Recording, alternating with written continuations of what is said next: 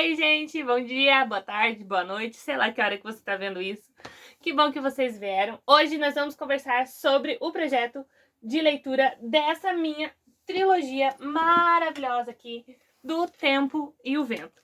Nesse vídeo de hoje eu vou explicar pra vocês como é que vai funcionar a leitura dessa coleção nada modesta da nossa literatura brasileira, da segunda fase do modernismo. Como que vão sair os vídeos aqui no canal. Vou mostrar pra vocês também essa minha edição da Companhia das Letras. E o que eu acho, o que eu não acho, se eu acho que vale a pena e tudo mais. E como que a gente vai fazer essa leitura conjunta aí com vocês. Então roda a vinheta que a gente já começa.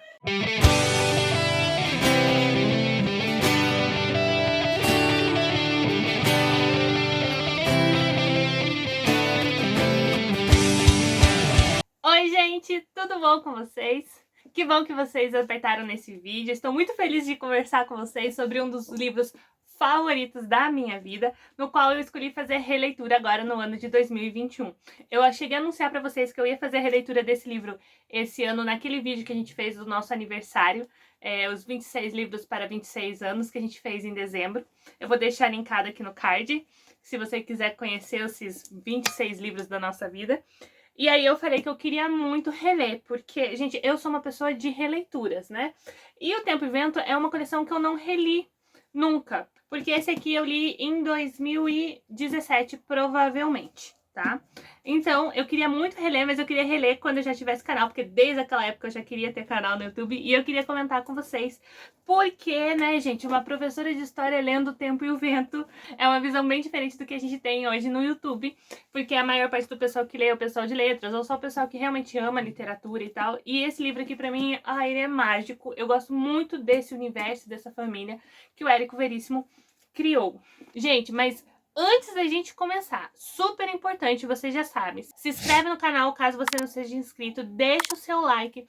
Aqui no canal a gente tem muito vídeo para professores, mas se você gosta de literatura, a gente tem as playlists específicas dos vídeos sobre livros que a gente tem aqui. Tem a playlist de livros da minha vida, tem a playlist de livros para vestibular, para aula de literatura. Então dá uma olhada lá, que talvez você encontre livros lá que você queira saber a nossa opinião sobre, ou várias, gente, muita dica boa pra você ler, tá bom? Mas se você quer saber, assim, mensalmente o que eu tô lendo, lá no Instagram do Noah, no IGTV, geralmente todo mês, geralmente no meio do mês, eu faço um videozinho falando das leituras do mês anterior e dos assistidos do mês também. Se você quiser saber exatamente tudo que eu tô lendo ou tudo que eu tô assistindo, é lá no Instagram que você vai achar, porque aqui no YouTube eu trago as coisas mais pontuais, as coisas que eu acho que são maravilhosas e a gente precisa falar mais dela, tá bom? Então tá.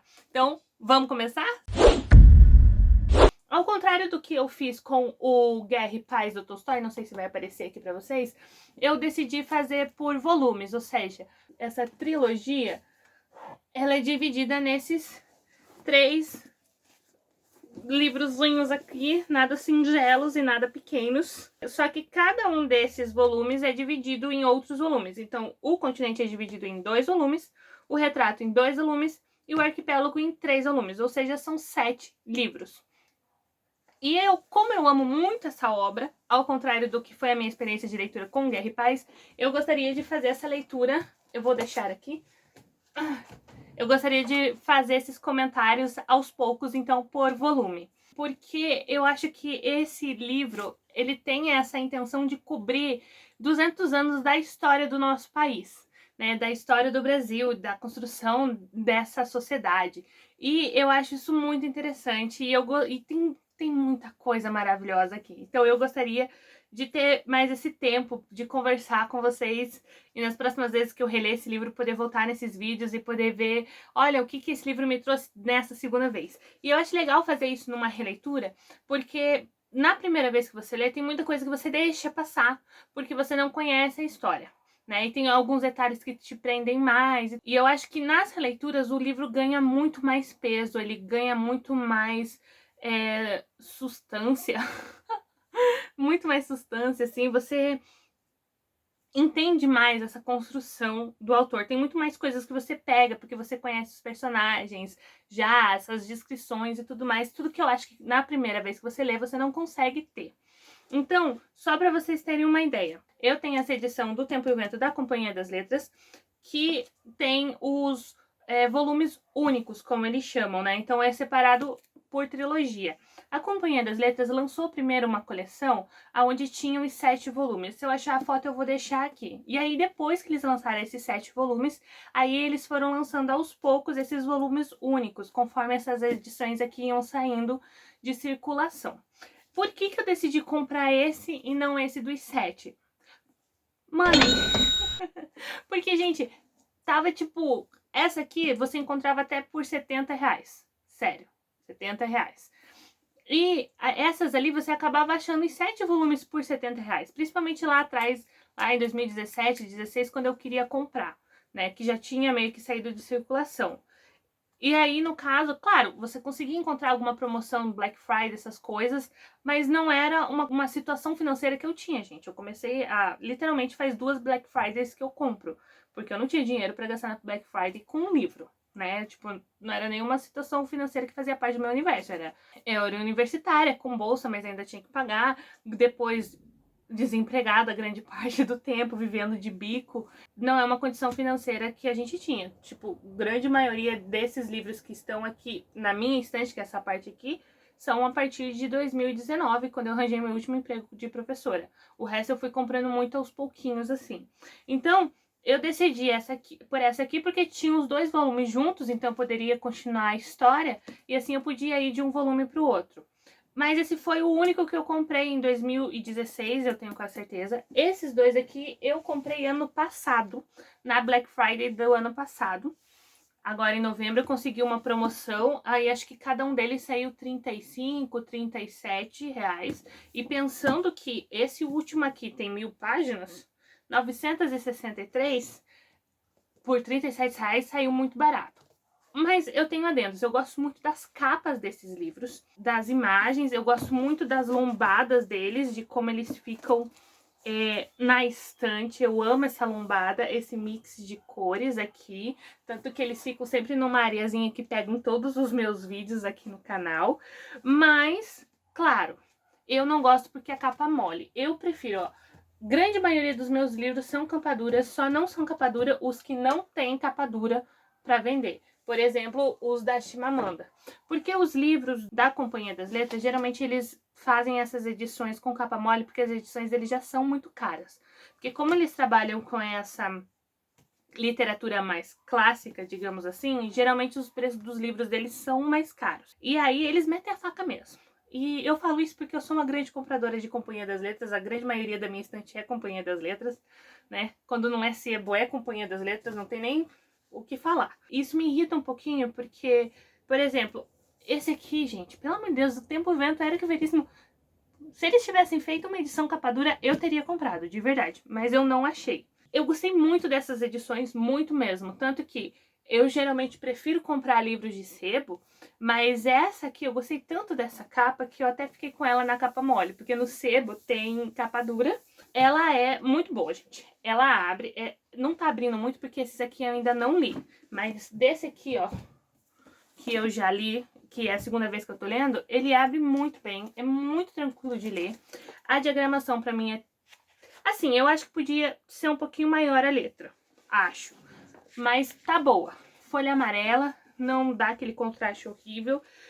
Porque, assim, querendo ou não, já são livros grandes, né? Mas eu gosto bastante dessa edição. Eu acho que ela vale bastante a pena, assim, principalmente se você achar por esse preço de no máximo até R$40. Ou pegar uma Black Friday da vida e tal. Então, agora que a gente já conheceu as edições que eu tenho aqui em casa e que eu vou estar lendo nesse projeto, vamos falar do projeto em si. Quais são as regras e a organização que eu coloquei? Nenhuma. Por quê? Gente, eu só leio aos sábados, literatura. É uma outra semana que eu acabo lendo um livro ou outro de literatura durante a semana. A maior parte do tempo, meu tempo de leitura é sábado à tarde, que eu pego meu livrinho, vou ali pro quintal do condomínio, sento na grama ou no banquinho no sol e aí eu leio. Geralmente umas 50 páginas ali que mais ou menos que eu leio. Então assim, o meu hábito de leitura não pode nem ser chamado de hábito, né? Por quê? Porque durante a semana eu tô correndo com aula, preparando aula, lendo coisa de história. Então, assim, eu tô lendo muita coisa de história. Eu mostrei até no vlog que vai sair, no primeiro vlog do canal. Então, tipo assim, às vezes eu sento e leio um livro de 150 páginas de uma vez. Daí, logo em seguida, tipo assim, eu dou uma pausa de 1 hora e leio mais um de 80. Então, pra mim é muito difícil ter o hábito de leitura, de chegar de noite na cama e ler, igual a Monique faz. Então, o que eu geralmente faço de noite é assistir alguma coisa até dormir. Sem falar que minha relação com a leitura é paz, calma, tranquilidade, diversão, entretenimento. O meu fluxo de leitura depende muito do meu estado emocional. Então, assim, por exemplo, eu peguei esse livro para ler em janeiro. Lá na praia, na casa do meu pai, até postei uma foto no Instagram do Noah. Aí eu li, acho que o primeiro capítulo inteiro do Sourado, e aí eu só voltei a pegar nele em março. Porque aí as coisas aconteceram, eu fui ler outras coisas, daí eu me apaixonei por aquele livro da Yaa Gyasi, entendeu? Então, tipo assim, outras coisas acontecem. E aí eu voltei pra ele agora. Eu não sou o tipo de pessoa que vai falar assim, eu vou ler tantas páginas por dia, eu vou sentar e eu vou ler. Não vou fazer isso, gente. Então, qual que é aqui a proposta? Trazer esses vídeos pra vocês conforme os volumes que eu vou lendo, tá bom? Então, assim, hoje eu li bem, assim, eu tô num hábito de leitura bom. Eu diria que talvez em um mês eu conseguiria voltar pra essa parte aqui. Poderia, no final de maio, trazer? Vou tentar? Vou tentar. Mas também eu tô lendo alguns outros livros pra lista de vestibular. Tô tentando criar esse hábito de não, eu vou ler, vou ler, vou ler. E cumprir. Então, assim, quero ver se pra maio eu volto. E aí, então, resta esses aqui. Como eu já li, eu já sei o que esperar. Esse livro aqui, da primeira vez que eu li, foi o que mais demorou pra mim ler. Acho que foi uns 9 meses, assim, pra mim ler os 2 volumes, tá? Eu li primeiro um volume e depois outro volume. Por quê? Porque o personagem desse segundo livro aqui, que é o Rodrigo, ele me cansa muito, assim. O início é muito engraçado, porque ele fala o que todo mundo pensa, ele lembra muito o Brás Cubas do Machado de Assis, só que com o tempo você só vai pegando ranço dele. Ele também é o menor deles, eu acho. E eu acho que talvez dessa vez eu leia ele um pouquinho mais rápido por já saber o que esperar, sabe? Daí eu também não vou ficar enrolando pra ler. E esse aqui provavelmente é o que eu vou ler mais rápido, porque é o meu favorito. E assim, acho que esse aqui eu li em um mês cada volumezinho. São 3 volumes e acho que eu li em um mês cada um dos volumes, porque é apaixonante. A ideia é que até o final do ano eu tenha todos esses registrados aqui, tá bom? Foi uma ideia que eu tive ano passado, quando eu decidi reler todos os livros do Machado e eu não terminei? Foi.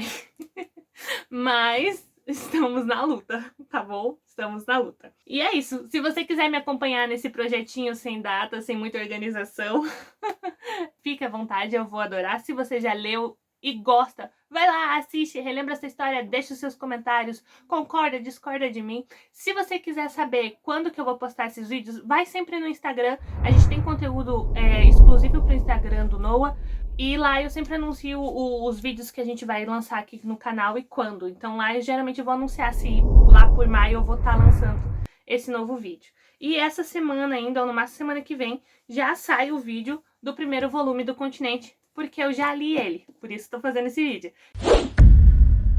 Então tá, gente, pra quem não conhece a coleção do Tempo e Vento, só pra você ter uma ideia que história é essa que o Érico Veríssimo vai abordar aqui. O Érico Veríssimo, ele é um autor brasileiro da segunda fase do modernismo, ou seja, ali a partir da década de 30, de 1930 até 1945, que vai pegar basicamente o governo Vargas, que foi uma época dessa construção de brasileiro, dessa ideia de nacionalidade e principalmente aonde você tinha esses livros com essas histórias regionalistas. E a maior parte desses autores que a gente vai ter dessa segunda fase do modernismo vão ser do norte e do nordeste, e a gente tem muito autor muito bom dessa fase. Por exemplo, Raquel de Queiroz, Graciliano Ramos, Jorge Amado, Carlos Drummond de Andrade, Cecília Meirelles. Então, assim, tem muita gente boa desse período. E o Érico Veríssimo é um deles. Só que o Érico Veríssimo, ao contrário desses aí, ele é do Sul. E ele vai retratar, então, essa cultura regional do Rio Grande do Sul. Só que naquela época você tinha esses autores que eles traziam muito para a literatura essa linguagem, né? Essa cultura brasileira, principalmente bem exemplificada através da linguagem. Então você tem esses livros que eram escritos nessa linguagem coloquial, como o povo falava diariamente. O que para muita gente é uma coisa ruim. Por quê? Porque fica difícil, porque se você não é daquela região, você não entende o que eles estão falando, ou você não conhece aqueles termos.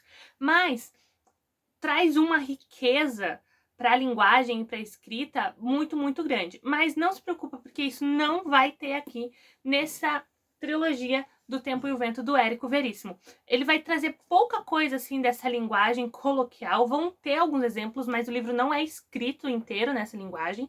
O que vai ter de diferente aqui, ele vai trazer muito dessa influência da língua estrangeira na nossa cultura, dependendo do período histórico que ele vai estar retratando. No volume do Continente, que ele está retratando bastante esses conflitos com os espanhóis por esse território do Rio Grande do Sul, vai ter muito espanhol aqui. Mas é pouco, né, gente? No espanhol a gente ainda se vira. Pra mim, o mais complicado é durante o retrato, porque no retrato, que vai pegar esse período ali a partir de 1895 até mais ou menos 1930, eu acho, se eu não me engano, vai pegar bastante o francês, que tinha bastante dessa influência do francês no Brasil, vai pegar bastante esse período da Belle Époque e tudo mais. E no arquipélago vai pegar o inglês, né? Porque daí já pega essa década de 40, essa década de 30 e a influência dos Estados Unidos aqui no Brasil. Então, no espanhol eu me viro bem, no inglês também, e o francês é mais complicado. Essa edição não tem notas de rodapé com as traduções, mas você se vira bem, assim, você consegue entender, porque o autor coloca as falas de uma forma que você consiga entender o contexto do que está acontecendo, tá? Principalmente aqui no francês, pelo que eu me lembro da primeira vez que eu li. Não foi muito difícil, assim, eu nunca nem senti necessidade de ir no tradutor buscar. O inglês e o espanhol eu me viro muito bem, então eu entendi bastante o que ele falava.